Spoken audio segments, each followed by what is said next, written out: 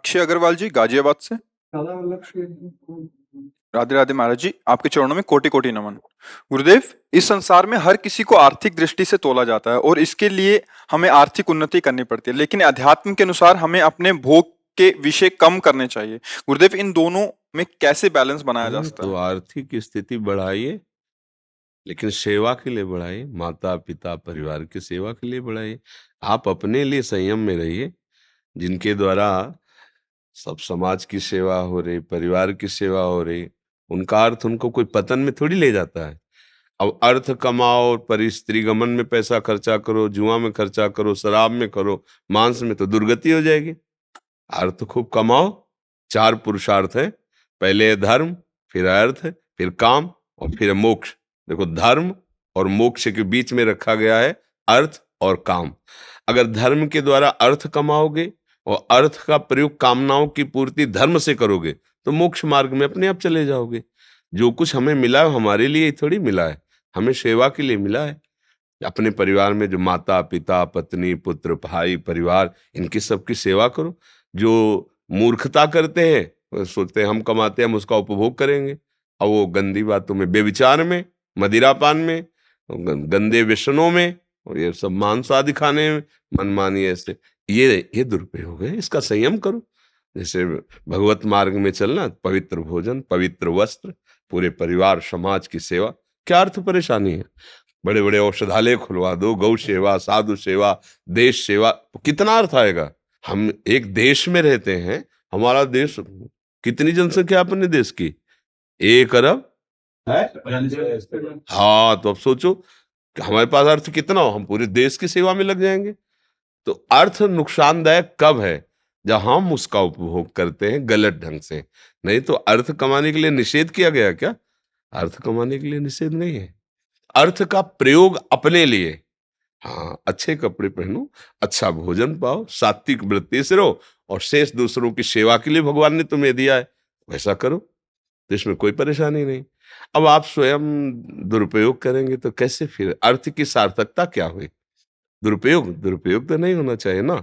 दुरुपयोग के लिए निषेध किया गया है। अपने को आप साधन में रखो, आपके पास जो सामग्री है, जिसको आवश्यकता, दूसरों की सेवा में लगाओ।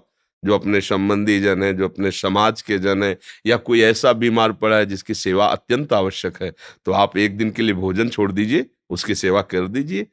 तो ये बातें समझना पड़ेगा, नहीं पड़ेगा भाई हमारा पैसा हम जो मनाएंगे करेंगे तो दुर्गति भी तुम्हारी तो होगी। क्योंकि गलत आचरण, आज जैसे सत्संग में निकला, ये 4 बातें जिसके जीवन में, उसका नाश अवश्य होगा। जो शराब पीता है, दूसरे की स्त्री के साथ भोग करता है, मांस खाता है, जुआ आदि व्यसन करता है, उसका पतन निश्चित है, उसको कोई नहीं रोक सकता। अब कमाओ धन, क्या होगा? तुम्हारी दुर्गति ही होगी, क्योंकि उसका प्रयोग तुम्हारा सही नहीं। अगर 10 रुपया भी तुम्हारा किसी ऐसी की सेवा में लग गया जिसको अत्यंत आवश्यक था, उसको भयानक पीड़ा है, कष्ट है, आप उठा के लेकर अस्पताल गए और कुछ अर्थ लगा दिया, खवाया पियाया, और मन से कि भगवान ये सुखी रहे, यही बहुत बड़ा पुण्य काम हो गया। हो गया ना?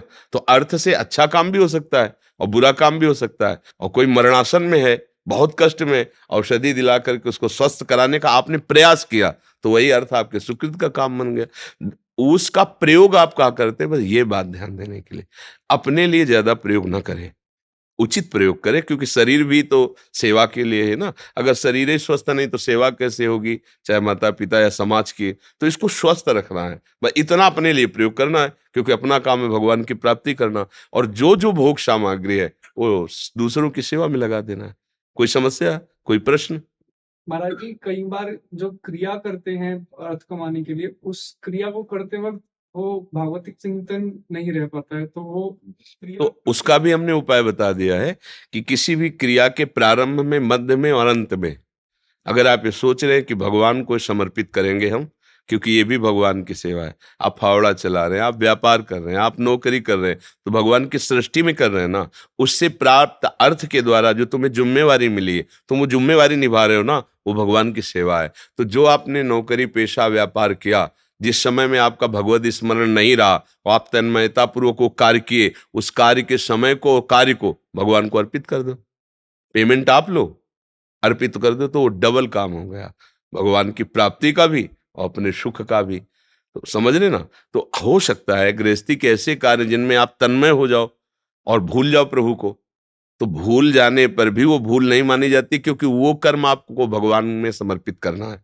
जो भी कर्म कर रहे हैं भगवान के निमित्त कीजिए, भगवान को समर्पित कीजिए, और बीच बीच में जितना स्मरण बढ़ा सको स्मरण बढ़ाते रहिए, वो पूजा ही हो जाएगी। ये शास्त्रीय प्रमाणित है। भगवान के परम महाभागवत नौ योगेश्वरों ने एकादश स्कंद भागवत में कहा है, स्वभाव के अनुसार, चेष्टाओं के अनुसार जो जो जो जो क्रिया है वो सब परम पुरुष नारायण को अर्पित कर दे, ये भागवत धर्म है। तो ये हमारे लिए ये भी सुविधा है, भगवान को कर्म समर्पित कर दो तो कर्म योग हो जाएगा, और उससे हमें भगवान की प्राप्ति होगी। वही कर्म हमें नष्ट कर सकता है और वही कर्म हमें मुक्त कर सकता है। तो हम शास्त्र संयम के अनुसार कर्म करें, जो हमें कर्म मिला है और भगवान को समर्पित कर दें।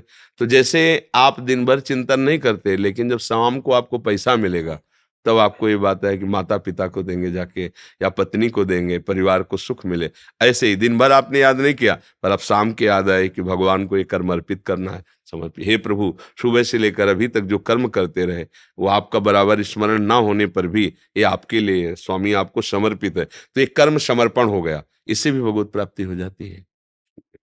रेणुका जी, गुरुदेव आपके चरणों में कोटि कोटि नमन। गुरुदेव, प्रभु कृपा से ये समझ में आता है कि मान अपमान का अनुभव देहाभिमान के कारण ही होता है, लेकिन गुरुदेव क्या व्यवहार में भी हमें इसी समझ के साथ व्यवहार करना चाहिए? और इसीलिए तो सत्संग किया जाता है कि तुम्हारी समझ ठीक हो, व्यवहार में मान अपमान की क्रियाओं को सहना सीख जाओ। तो जो दंडधारी है वो उसे दंड दे। जैसे आपको किसी ने गाली दी, आप चुपचाप सह गए तो अपना समय बचा लिया, आगे तो आप द्वेष नहीं बढ़ाए, आपका हृदय थोड़ी देर जलेगा पर वो शांत हो जाएगा। पर वो शांत नहीं हुआ, जो कर्म उसने गाली देने का किया है उसको अवश्य दंड मिलेगा। जो दंडधारी है, प्रभु है, उसे अवश्य दंड देंगे। हम तो बच गए ना। अब अगर हम गाली देते हैं, उससे लड़ते हैं, उसका बुरा मनाते हैं, तो हमारा नया कर्म बन गया ना। अब इसका भी हमारे में हिसाब होगा, इसलिए सावधान रहे। जैसे कोई सम्मान कर रहा है तो भी हमें अंदर से स्वीकार नहीं करना, क्योंकि किसी गुण का सम्मान हो रहा है। सम्मान गुणों का ही होता है। ये कुछ देख के सम्मान, जो गुण है वो भगवान के प्रदत्त है, हमारे नहीं है।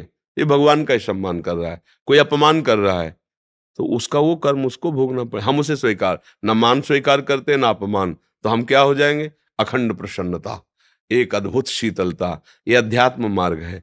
लोग में ये होते हैं कि चाहे मर जाऊं पर मैं इसको अब दंड दूंगा क्योंकि इसने अपमानित किया है।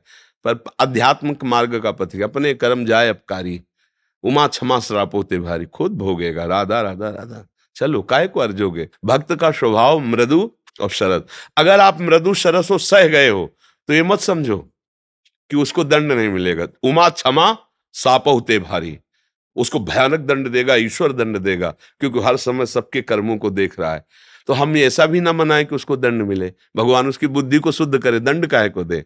बुद्धि शुद्ध हो जाएगी तो अच्छा आदमी हो जाएगा वो। तो परमार्थ और संसारिक आदमी में अंतर तो होता ही है ना, उसके स्वभाव में, उसके आचरण में, उसकी भोली भाषा में। तो हमें लगता है कि अपने लोगों को सहनशीलता के मार्ग में चलना चाहिए।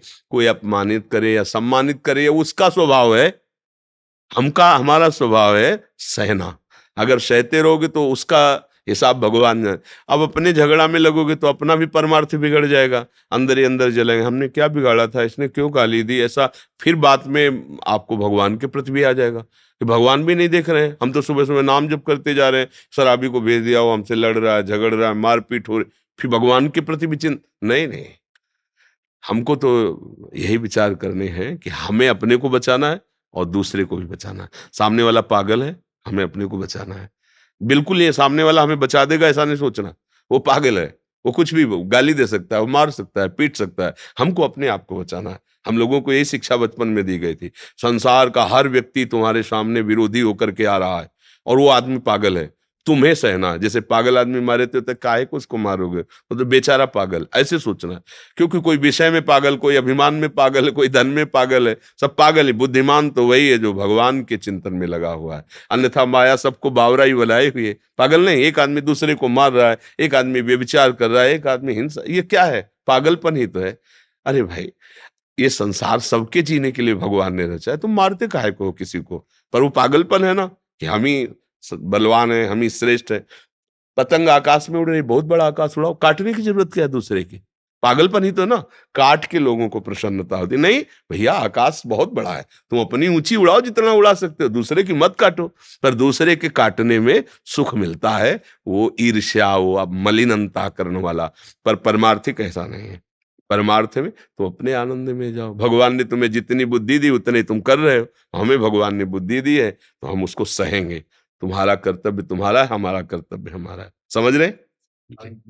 राकेश हेमा जी। राधा वल्लभ श्री रघुवंश। महाराज जी, आपके चरणों में कोटि कोटि प्रणाम। महाराज जी, जब से आपकी कृपा हुई है, हर समय मंदिर, देव स्थान, देवी माँ या भोले बाबा, गंगा स्नान, शौच निवृत्ति जैसे गंदे स्थानों पर भी श्री राधा नाम ही चलता है। इसमें कोई अपराध तो नहीं है? मन में डर बना रहता है। नहीं नहीं नहीं, खूब नाम जप करो, हर स्थिति में जप करो। प्रभु के और प्रियाजू के नाम के लिए पवित्रता, पवित्रता की बात नहीं, मंत्र के लिए है। जब हम मंत्र जपते हैं तो थोड़ा पवित्र, नहीं तो हम तो शौच में भी बैठे हैं तो अंदर अंदर राधा राधा राधा जप रहे, अगर उसी समय प्राण निकल गए तो भाई मृत्यु के लिए थोड़ी कि सोच हो के पवित्र हो के आता हूं तुम्हें, नहीं, वो तो कभी भी समय हो, तो हमको हर समय अलर्ट रहना, सावधान रहना है। कभी भी मृत्यु हो तो हम राधा राधा राधा राधा, तो सोच में बैठे, सोच के अरे राधा वल्लभ जी अंदर चल रहा है, राधा राधा राधा। जब पवित्र हो गए तब गुरु मंत्र चलने लगा, तो उसमें कोई अपराध नहीं। यश जी। राधे राधे महाराज जी।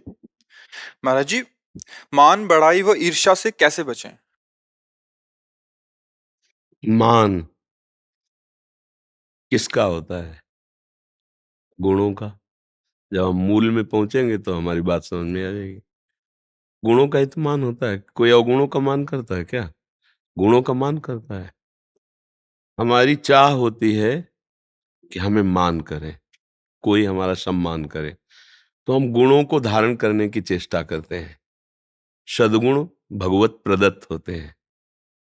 जैसे किसी साधक का सम्मान हो रहा है तो उसकी साधुता, उसका भजन, उसका त्याग, उसका वैराग्य। यदि किसी गृहस्थ का सम्मान हो रहा है, उसका सदाचार, उसका पद प्रतिष्ठा, पढ़ाई, वीरता, इन्हीं का तो सम्मान होता है। और ये भगवत प्रदत्त होते हैं।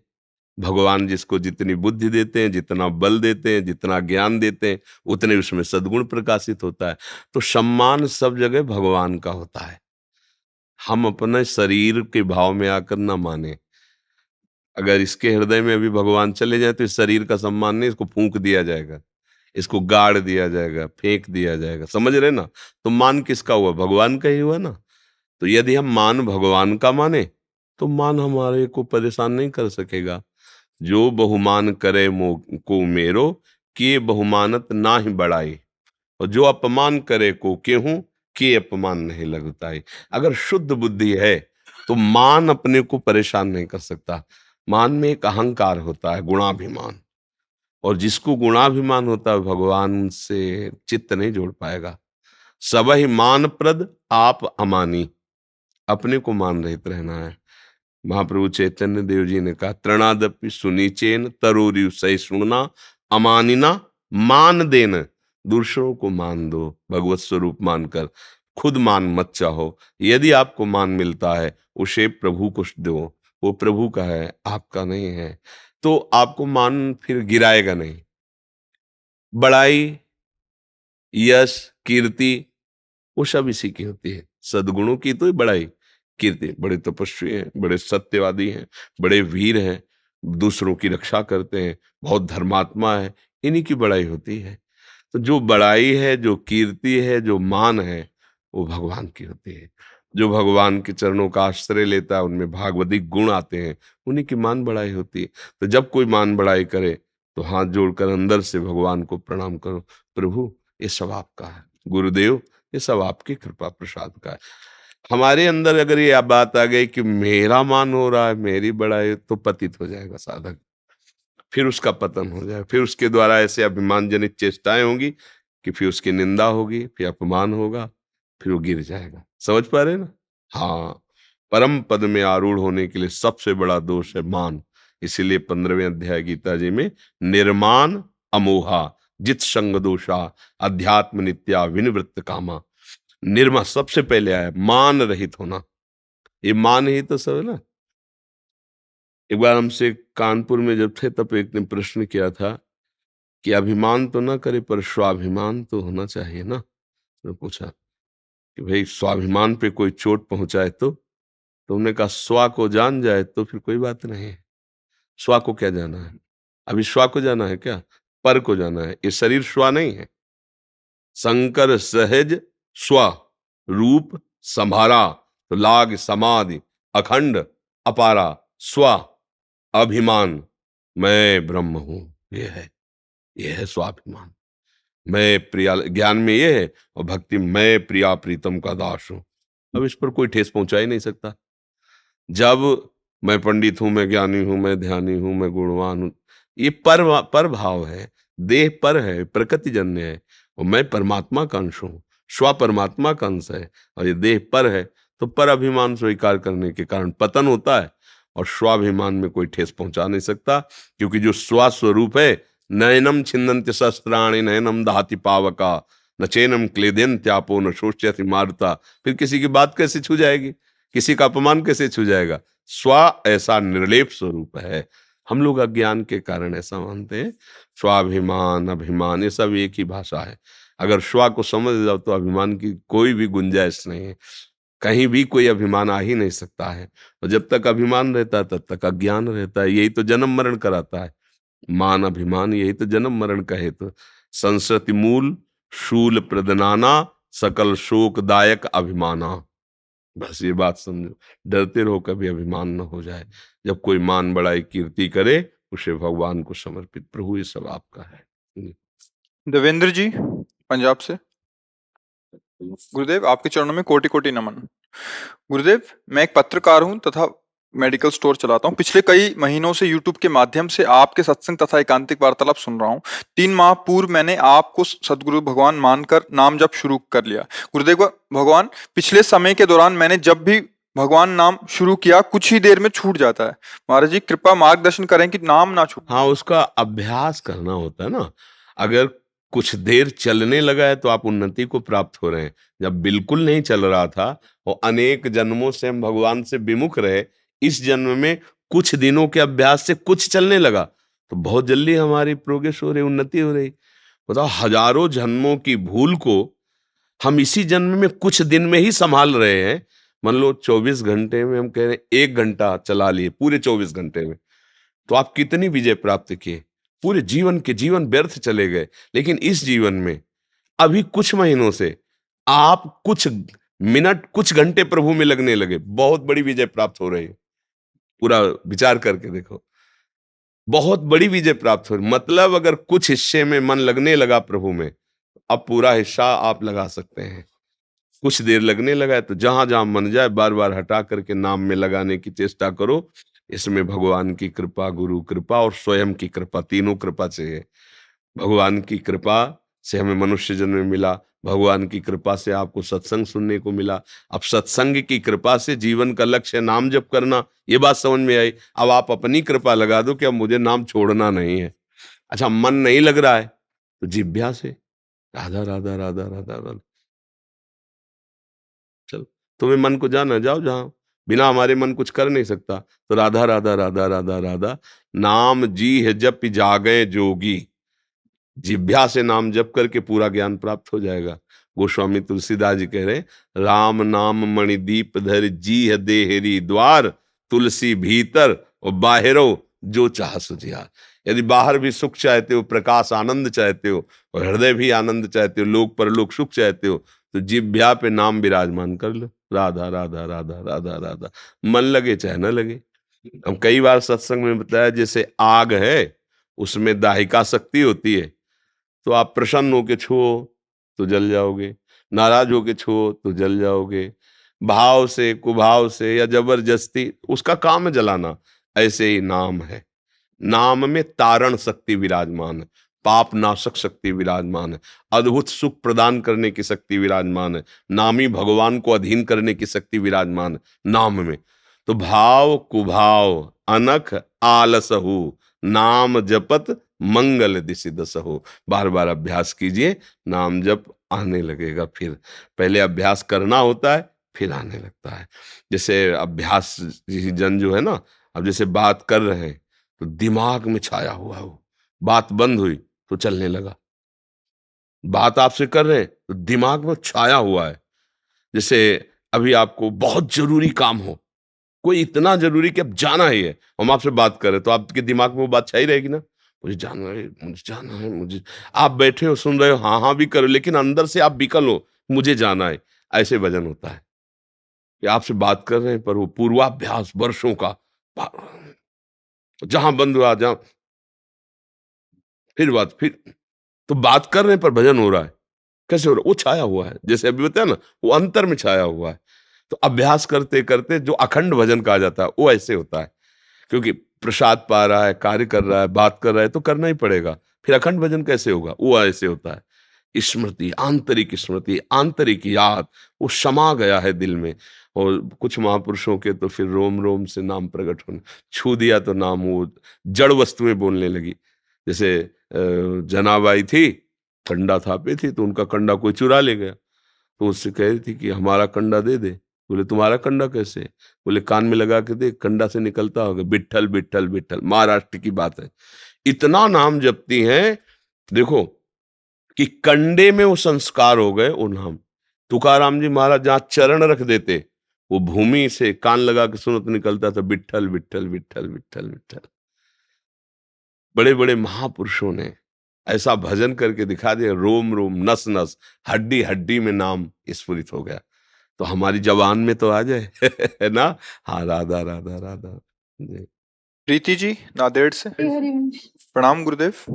गुरुदेव, श्री हित 84 जी या राधा सुधानिधि जी का पाठ क्या संध्या में भी या संध्या के बाद कर सकते हैं? सब समय कर सकते हैं। 84 हरिवंश कृत पढ़े सुने निशिभोर, छुट्टी 84 भ्रमंते निरखे जुगल किशोर। रात दिन जब तुम्हें समय मिले खूब। हाँ, ये रात दिन सूर्य के विभाग से है, भजन के लिए थोड़ी रात दिन है।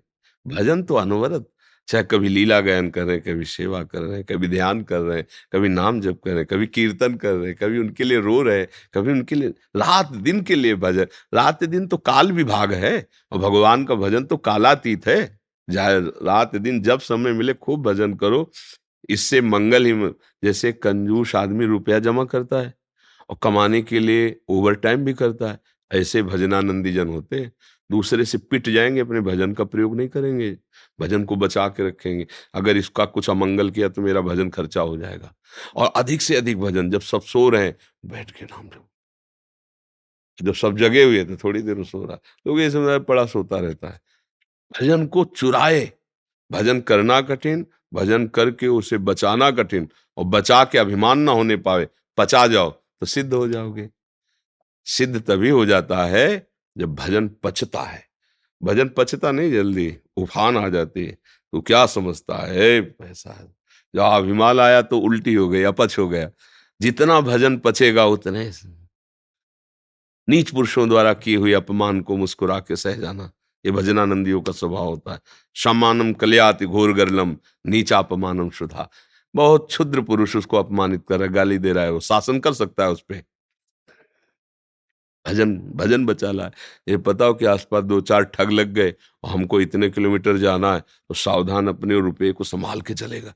ऐसे में भगवान के पास जाना है। काम क्रोध लोभ मोह मद मत्सर ये सब ठग हैं, ये हमारे भजन को छीनना चाहते हैं। तो अपने भजन को बचा के झुक के चुपचाप निकल जाते हैं। चतुर वही है जो भजन को बचा ले। तो भजन करना कठिन, करके बचाना कठिन, और बचा के पचाना कठिन। और सत्संगी है तो तीनों काम हो जाएंगे। सत्संग में ऐसा ज्ञान प्राप्त होता है कि वो करने में रुचि होती, भजन उत्साह बढ़ता है, और बचाने की कला आ जाती है, और पच स्वयं जाता है। कैसे? जैसे हम महापुरुषों के चरित्र सुनते हैं तब लगता है मेरा भजन क्या है इनके आगे। संतों के चरित्र सुनते बड़े बड़े भजनानंद, तो मेरा भजन क्या है, तो अहंकार हुआ ही नहीं, पच गया। जब हम संत संग करते रहेंगे तो तीनों काम हो जाएंगे। भजन बढ़ेगा और भजन बचेगा, और भजन का अभिमान नहीं होगा। क्योंकि जैसे अब कोई एक माला जपता है तो आपको लगेगा मैं 11 माला जपता हूँ, और जो 11 घंटे निरंतर लगा है भजन में, और उसकी जब बात सुनोगे तो आपको क्या लगे, क्या होता है 11 में, ये तो 11-11 घंटे भजन करते, तो हमारा अभिमान कपारा। जब हम एक वाले को देखेंगे तो 10 समय लगेगा ज्यादा करते, लेकिन जब 11 घंटे वाले को देखेंगे दब जाएगा।